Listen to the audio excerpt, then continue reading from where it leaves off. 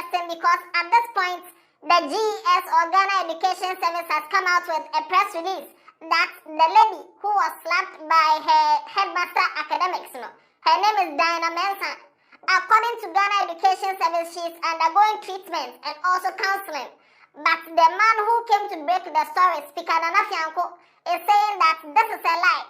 The lady is not undergoing any treatment from GES, and also she's not undergoing any counseling. Now, according to the lady's parents, some people who claim they are from GES came to their house, and now one of the relatives, which is the girl's uncle, is missing. And also some people said they went to the girl's house unexpectedly. And when they went, you see the black markings on the girl's face, it has all vanished. Just that they are implying that the girl is telling a lie, and the black things on her face is makeup. I have the full gist. I'm the Headless YouTuber, there's Headless Reactions. Alate, Yanko!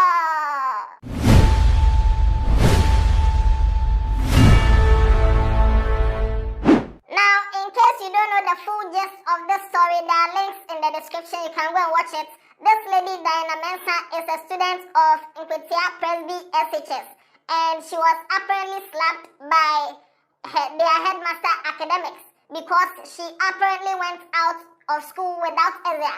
But later it was confirmed that she went out with exit. And now, a few hours after the Ghana Education Service came out with the press release, Speaker Nana Fianco came to write that it's a lie. And after that, Speaker has come to write another thing. Now, let's read the story. Also, the story of the second-year student from the Nkwatia Presby SHS gets scary by day. I got home from work this evening at around 6:15 p.m. only to receive a call from my head of news, Isaac Niamam Yeboah, that Diana Mensah and her people have come looking for me at the office. So I asked them to wait for me. So I changed and come over. I quickly changed and went back to the office to meet with them. I got there and saw Diana, her mother, her father, auntie, and some relatives at the reception.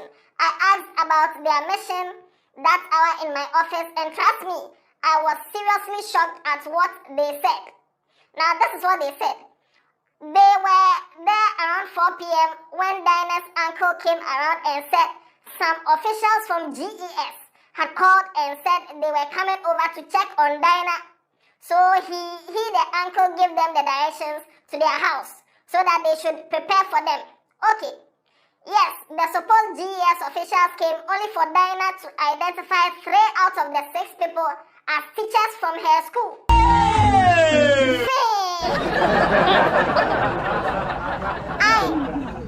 People have called her uncle that we are calling from GES.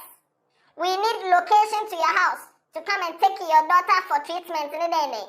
When the GES or supposed GES people got to their house, it was actually 3 teachers from her school and some other people. Okay,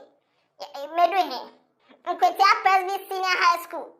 Their sole mission was to pick Diana from Accra to Kwewu for medical treatment if indeed she was really hurt.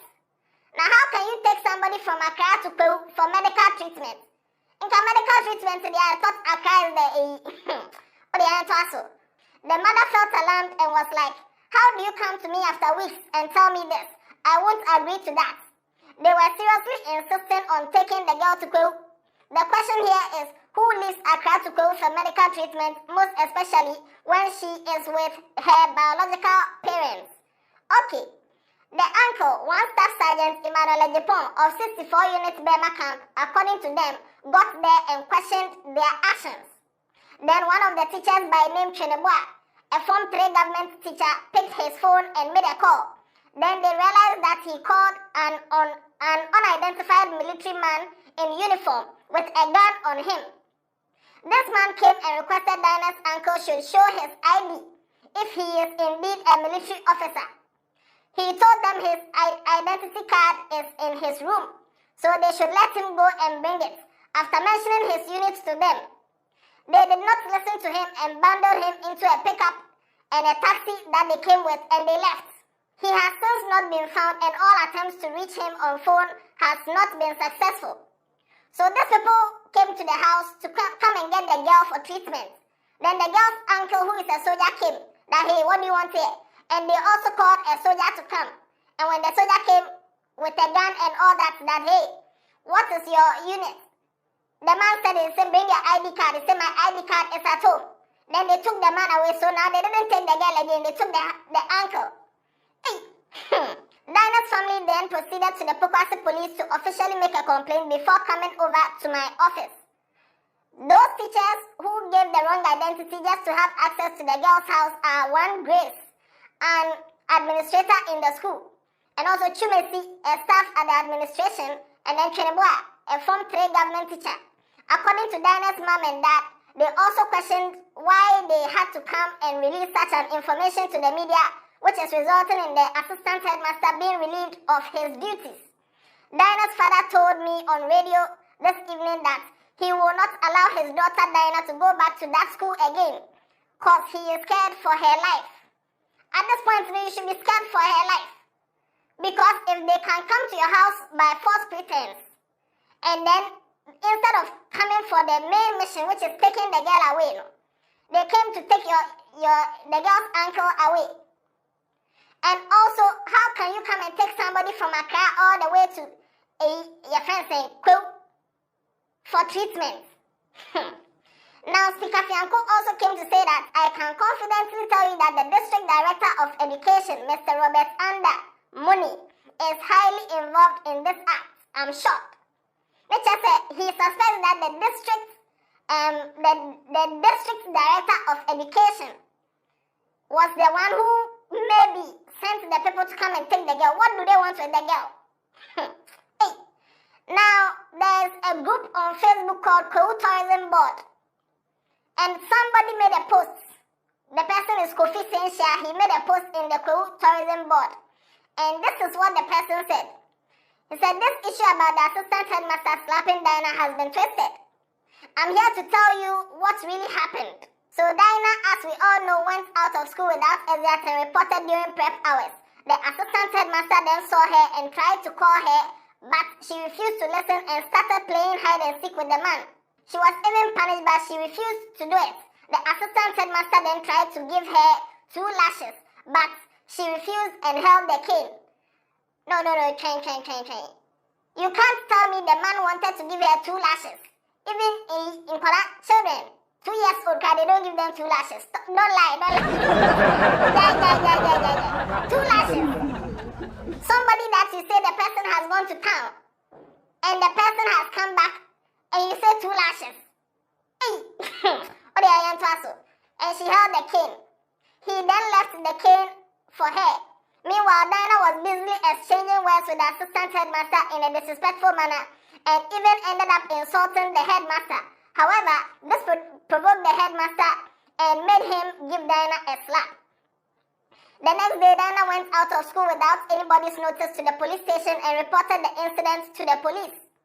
We were in the school when the police officers came for the assistant headmaster. Upon the assistant headmaster's return from the police station, he gave Dinah some amount of money to go for checkup at the Etibie Government Hospital. He did this for some consecutive times before we vacated. He even apologized to Dinah for his actions. About that black thing under Dinah's eye, it wasn't there even on the day of vacation. Even one of her mates says she saw her on Tuesday morning and there was nothing under her eye. But Tuesday evening, these pictures came out with her having these makeups. I personally heard Dinah say in school or in class that she was going to do everything in her power to destroy the assistant headmaster. Even one thing that annoys me is that we were in school when Dinah received 2 hot slaps from her boyfriend and she wasn't even able to report it to even a teacher. Okay, so please, this is the truth. Although the girl was slapped, you just ask yourself whether the other girls who she went with were slapped. She provoked the man and even the man is really sorry for his actions. #Akada is innocent. That's academics is innocent.